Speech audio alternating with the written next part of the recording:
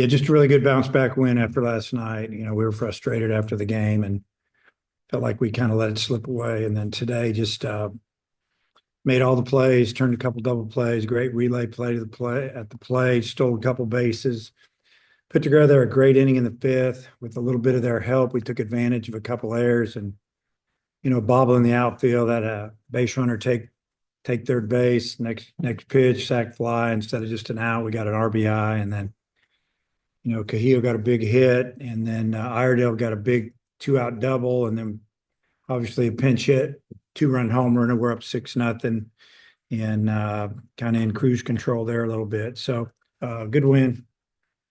Coach, go ahead.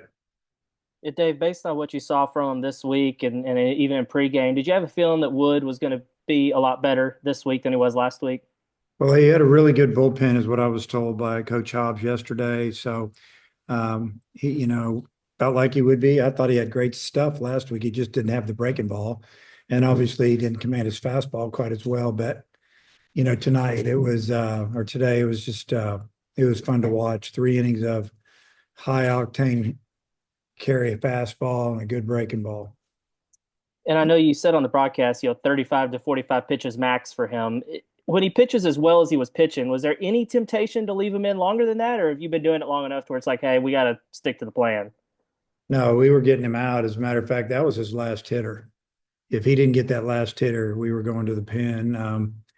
35 would have been ideal. I think he ended up throwing 42. So that was right where we wanted him. And hopefully he gained a lot of confidence. And, it's like Coach Hobbs and I talk about, it's kind of like a basketball player that's been out. He starts seeing the ball go through the hoop, man. He gained a little bit of confidence, and he definitely did that today. Matt, go ahead. Yeah, hi Dave. Was just curious with Rocco starting over Cam. Was that more so a platoon thing with the batting splits? And then I guess what'd you think of Cam, hitting a pinch hit home run there? Just matching up a little bit. The right-hander that they started King, the numbers against righties were a lot better for the offensive guys that are right-handed compared to the lefties. And just felt like that we'd start out with a bunch of righties, going to keep our leadoff man the same.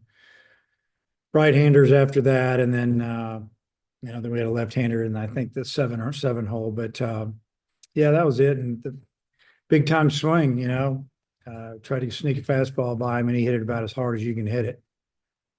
Then I guess what were your impressions of that Brent play up against the net? Have you ever seen anything like that?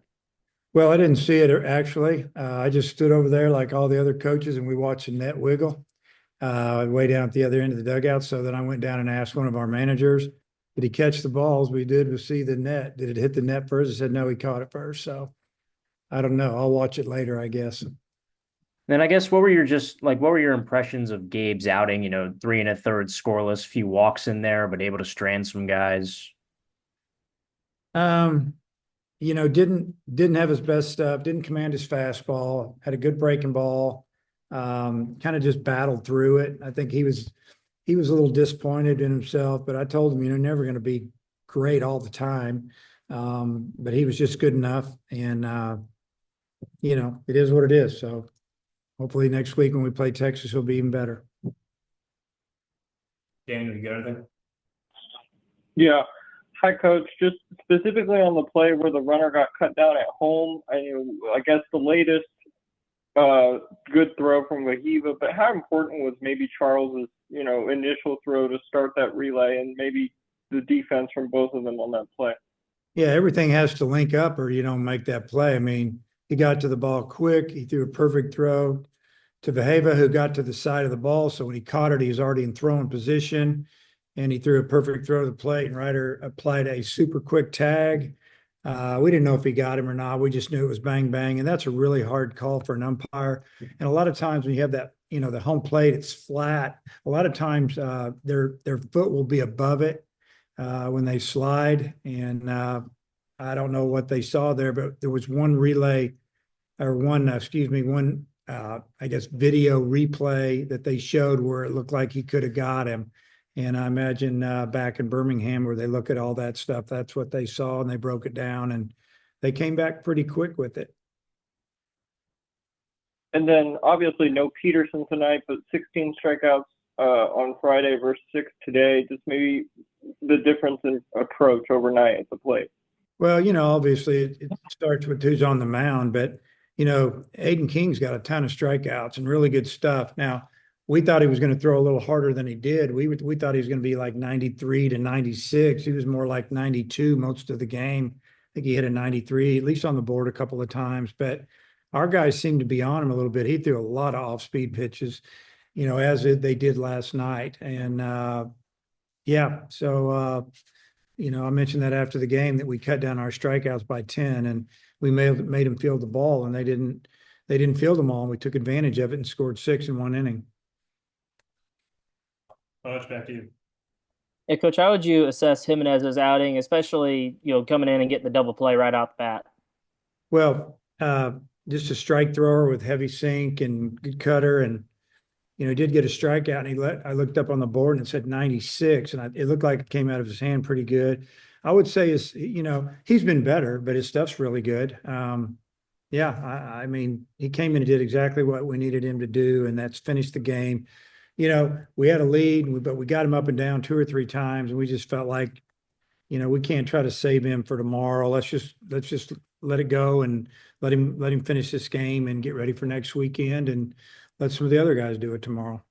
That was actually what I was going to be asking next. I mean, he threw 39 pitches, but you said he got up and down, so he's probably not available tomorrow. No, I don't think so. Okay. And Matt, wrap this up. We got Cahillo and Gage on deck. Yeah, just kind of going back to the top of the 5th inning, right before Cahillo's hit through the left side, was just kind of curious. Is it common for, defenders to shade closer to the bag like that? It seemed like when the ball got under the shortstop's glove, I don't know, just your thoughts on that. Yeah, well, when you're, double play, it's called double play depth, and you have to give up a little bit of something to get something. So you have to pinch the middle. It's just, when you have a chance to turn double play, and that's what they were looking to do to get out of the inning. That's why they intentionally walked Behavas.